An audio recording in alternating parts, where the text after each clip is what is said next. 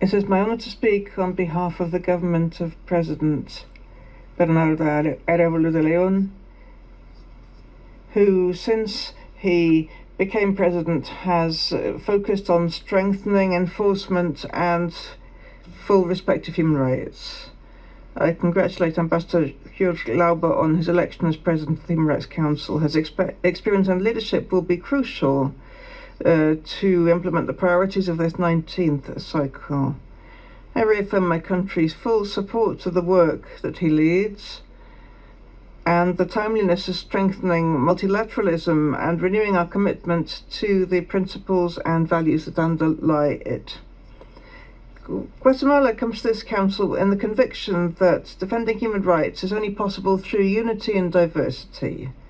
Our nation, woven out of the wisdom of four peoples, is moving towards a future where justice, inclusion, and combating of corruption are pillars. These principles drive us to reaffirm multilateralism as an ethical imperative. In this spirit, my first act as Foreign Minister was to renew for 3 years the mandate of the Office of the High Commissioner for Human Rights in my country, since we believe that its support is a pillar in our efforts to strengthen institutions and build a culture of respect for human dignity.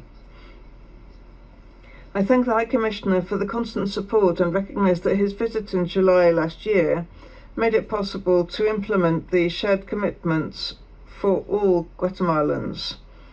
Mr. Turk emphasised challenges to which we paid particular attention, and we reiterate our commitment to address these fully and move towards sustainable solutions. Vice President, my government has renewed country visits by the various international mechanisms, regional and multilateral. This year, we were happy to receive the visit of the Special Rapporteur on the independence of the judiciary and lawyers, and the Rapporteur on adequate housing, who brought us valuable points of view to strengthen our institutions and policies. Our government reaffirms its readiness to continue working with the special procedures, convinced that constructive discussion strengthens our capacity to meet the needs of our people. We reiterate the importance of ensuring the rights of groups whose rights were historically violated, with a special emphasis on the indigenous peoples through tangible actions to promote their access to justice, education, health, and sustainable development. We are now preparing to hold the next dialogue with the third.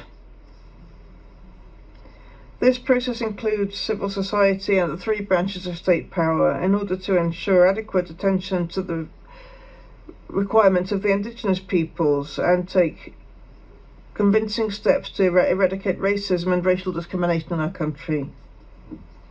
On gender, we are giving priority to empowering women, girls, and adolescents, particularly those of indigenous origin, ensuring their participation and promoting programs to increase their access to education, decent work, economic empowerment, and eradicate gender-based violence. On the international scene, Guatemala has always advocated for peaceful solutions in line with the principles of international humanitarian law and human rights.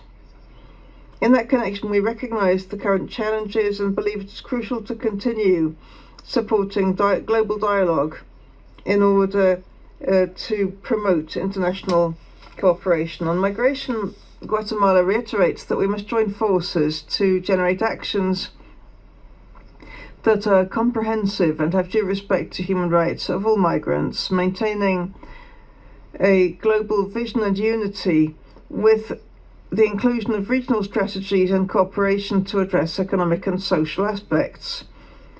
I reaffirm Guatemala's commitment to the Human Rights Council and its mechanisms. The existence of this forum is fundamental to promotion and protection of human rights for all. States must ensure that dialogue, cooperation, and seeking of solutions to global challenges continue to be central to the work of this body. Guatemala is determined to build a decent future which is fair and respectful of the human rights of all. Thank you.